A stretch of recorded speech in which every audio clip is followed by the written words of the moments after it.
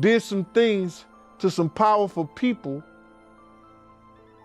that they're calling in their friends and everything, and everybody's taking their hands off of him. So now he's no longer the altar boy. Get her back into the corner, and he was like cussing her out with his hand in her face. Later that night, Red, who was staying at Cassie's home, says she awoke to screaming. He's standing in the living room area, and she's there, and he was like emotional singing, "There you are." I am heartbroken that Cassie must relive the horror of her abuse, and my heart goes out to her. I know exactly how she feels, and through my empathy, it has triggered my own trauma. They turn around and give him the key to the city. All the mayor people that he brought on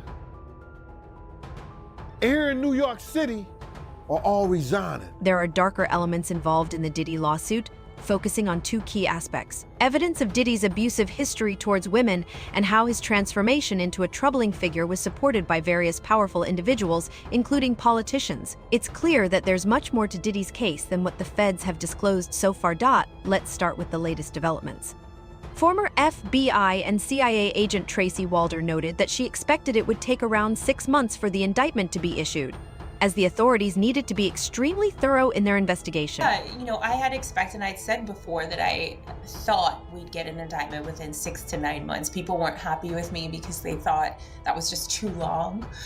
But it was almost exactly 6 months, actually, since the warrants were served on both of his homes. I think it's not a surprise to me because I'm glad he's being charged with this. I wholeheartedly thought that he would have a RICO, a racketeering charge. I knew that would be something that they would get him on.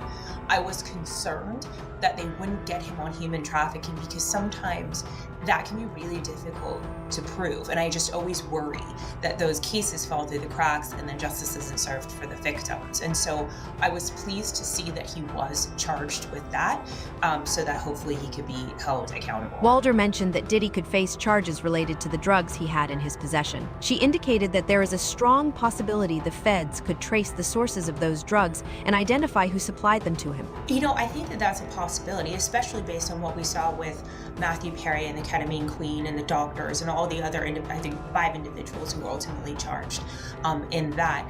They may be going on different sort of avenues in terms of charging. I don't think they're done in terms of charging. And I do think with this recent crackdown on this, that they very well may go after those individuals, whomever the suppliers were. She also highlighted how disturbing it was that the feds discovered a large quantity of lubricants and that the victims were left in such dire conditions that they required IV fluids to recover. A way to say this, based on what was in the indictment regarding these freak-offs that's what they call them in here. I think that's what Diddy called them, quite frankly.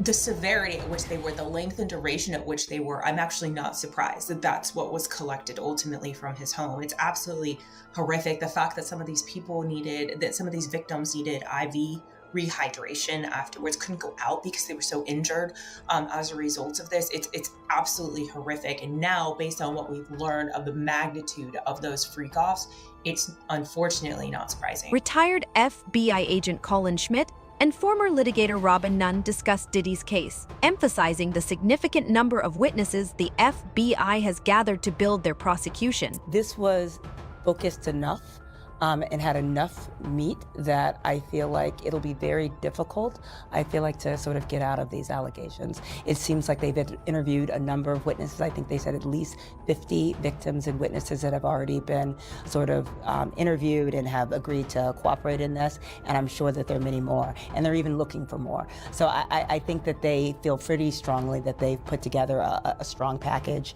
and I think they're pretty confident. Schmidt also noted how the FBI was able to gather a large number of witnesses.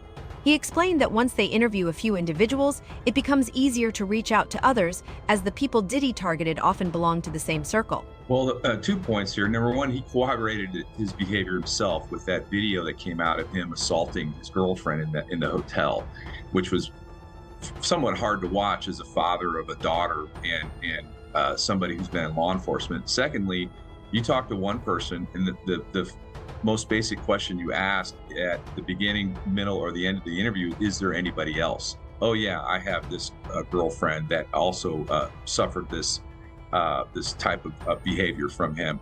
And then you go to that person, and then, oh yeah, I got this person, I get this. So it ends up being a string or a network of people, because frankly, these women are most likely associates with each other or know each other, and they may even be close friends, and they've been in the circle that was basically targeted by Sean P. Diddy Combs, as well as the people around him that were assisting him in this behavior. Speaking of Diddy's behavior towards women, a few months ago, a friend of Cassie came forward, sharing her observations of Cassie while under Diddy's influence. She described instances where Diddy would scream at Cassie when she didn't comply with him. The friend recounted one particular incident that made her recognize just how dangerous Diddy was and what he might be capable of. Of which took place during Cassie's 29th birthday in 2015. Red says Diddy showed up at karaoke, where Cassie and a group of friends were celebrating. So he had her back into the corner, and he was like cussing her out with his hand in her face. Later that night, Red, who was staying at Cassie's home, says she awoke to screaming. He's standing in the living room area, and she's there, and he was like emotional singing, "There you are." And I just was like, oh, he's talking to me. And I remember, like, I don't know if you know what his voice sounds like, but like, I felt like I was in the presence of his monster inside. And I remember like looking in his eyes, and I said to him, "What did y'all do?" Because I could see that she was like really sedated. That was the first time I ever seen her like high before. And then he says, "Tell your girl she wants some birthday."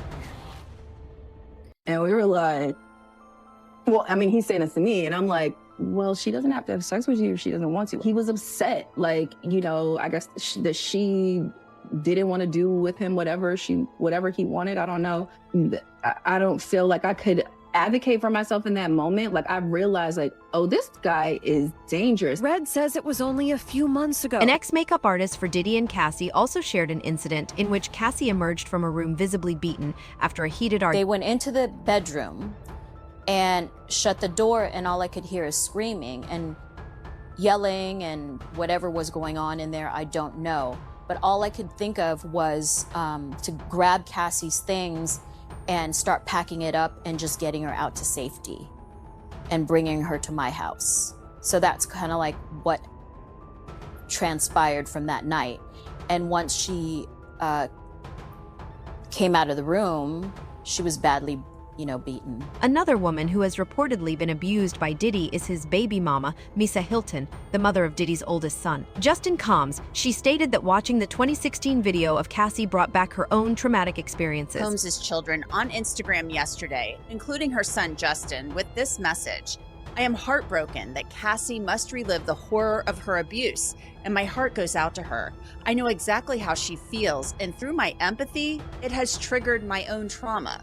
Her post continued with photos of all of Combs' children. These young people were raised by women that want the best for them. We put God and education first and have always been united in our mutual effort to support their dreams. Two of the youngest do not have their mother here, and it has been our duty to support them. Their father needs help, and I am praying that he truly does the personal work and receives it. Wow. At the beginning of Misa's statement, she said that seeing the video of Cassie, which is absolutely awful, everybody agrees, triggered her own trauma. So was Misa implying that she had been harmed by Combs? Here's a story that Gene Deal... What she described has been supported by Diddy's ex-bodyguard, Gene Deal, who revealed that even after he stopped working for Diddy, Misa would call him for protection. She was fearful of being out alone because of her ex. I used to bodyguard her. And that's because she was afraid to be out. Because she didn't want, if she was out with somebody or she was out doing her thing, she didn't want him to say or do anything to her or nobody else. It was for other people too. You understand? So this only proves that the information that I heard somebody... He stated that her claims confirmed what he had heard about Diddy physically abusing Misa. He recounted an incident where she was beaten so severely that she attempted to hide under a car to escape him. And they told me that Puff beat him because of the Eric Sermon. He thought she was dating Eric Sermon, or Eric Sermon had dropped him out. He was in a white Mercedes-Benz. He had dropped her off. he got mad and started beating on her.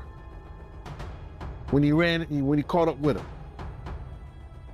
This only proves that one thing happened and some other things probably happened. And it was so crazy, man. You know, the way they explained it, that, he beat that woman till she was crawling up under a car, man.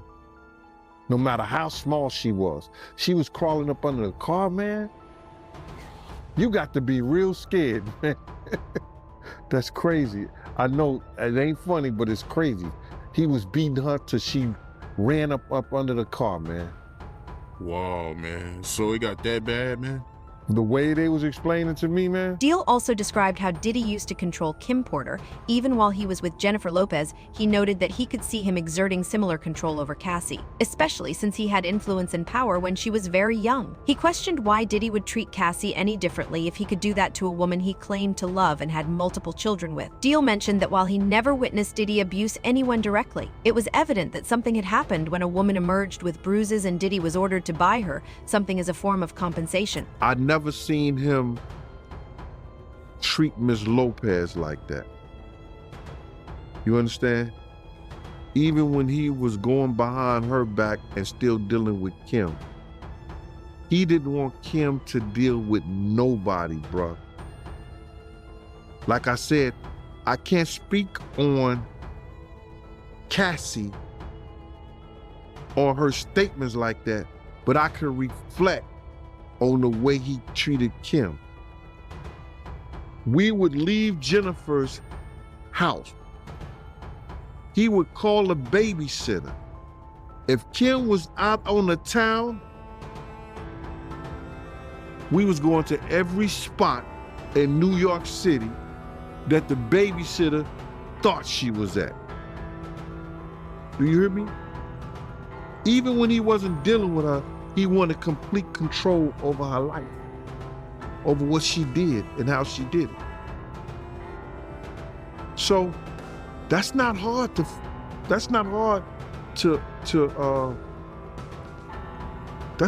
believe. And plus, she was way younger than Kim. This might explain why Kimora Lee, a close friend of Kim Porter, is particularly protective of her twin daughters. Diddy's ex, Kim Porter. When I lost Kim, it broke my heart forever. Kimora stepping in to help raise the girls after Kim's 2018 death. And now, over 5 years later, Kimora telling her late friend's kids, "I love you always and will protect you fiercely to the end with all I have." Gene Deal suggested that one reason Diddy's case has gained so much public attention is that he's crossed paths with influential people. He pointed out that the case involving Interscope co-founder Jimmy Iovine isn't as widely covered, but Diddy's situation is different. Why you don't see it on the news? People have been coming out saying things that he said that he did to them. But because his publicists and the people that be is not allowing that to go down on him. Puff did some things to some powerful people that they're calling in their friends and everything, and everybody's taking their hands off of him. So now he's no longer the altar boy, and he's not in their club anymore. Did you hear him on Jimmy Kimmel? He said, "Yo, I thought we was friends." Jimmy Kimmel knew he wasn't supposed to ask Puff anything about me, but he's not part of the boys club anymore. Gene Deal emphasized that Diddy's current situation represents a full circle, as he was shaped into the person he is today by powerful individuals around him. He noted that Diddy wasn't inherently a monster, but became one due to his experiences. You know, it's all about the people who trained and taught him the music business, because Puff wasn't he wasn't born a monster. You know what I'm saying? He was made into a monster, brother. Do you understand what I'm saying? He was made into a monster from the stuff that happened to him, the things that he had to do. You understand? The things that he had to do to become who he is. You know what I'm saying? You know, it's like this, brother. You never like something so much that you can't do without, and you never be willing to do anything to get where you want to be at. You gotta have principles, you gotta have morals, you gotta keep with that stuff. And in that music business, a lot of that stuff get thrown out the window. You understand? And that's what happened to him. He started doing the things to other people that was done to him. Diddy might just be the scapegoat for politicians who were caught on tape during the show. Called freak-offs, these officials likely don't want him to spill any secrets or expose them to the public, so they may prefer he remains behind bars. However, the feds are also investigating certain politicians, suggesting that New York's mayor could be in their sights. Because you know who else they was doing investigation on during that whole time period? It was the mayor and the politicians in New York City. They turn around and give him the key to the city. All the mayor people that he brought on here in New York City are all resigning. They all resigning. People ain't gonna tie this together, but if you look at it, you have to say,